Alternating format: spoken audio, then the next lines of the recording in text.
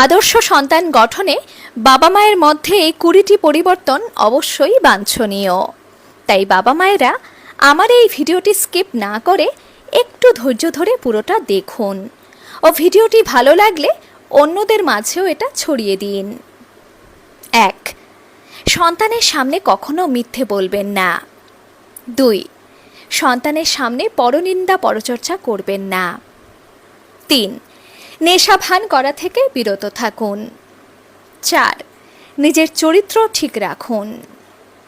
5. হিংসা রেষারেষির মানসিকতা ত্যাগ করুন। 6. সন্তানের সামনে কাউকে অপমান করা থেকে বিরত থাকুন। 7. স্বামী স্ত্রী একে অপরকে ভালোবাসুন।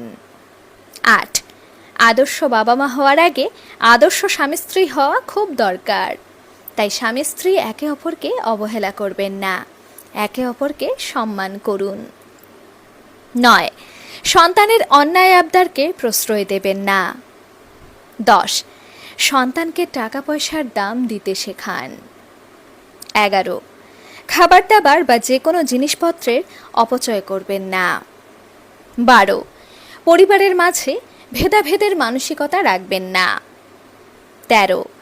ঝগড়াঝাটি করে বাড়ির পরিবেশকে অশান্ত এবং অস্বাভাবিক করে রাখবেন না। 14.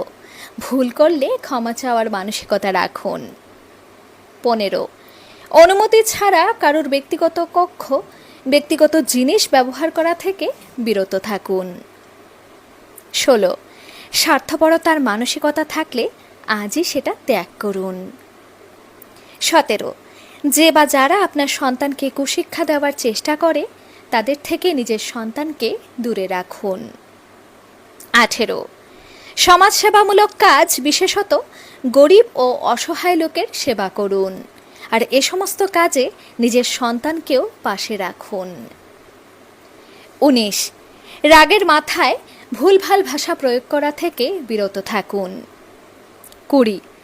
নিজেও ঠকবেন না আর কাউকে ঠকাবেনও না।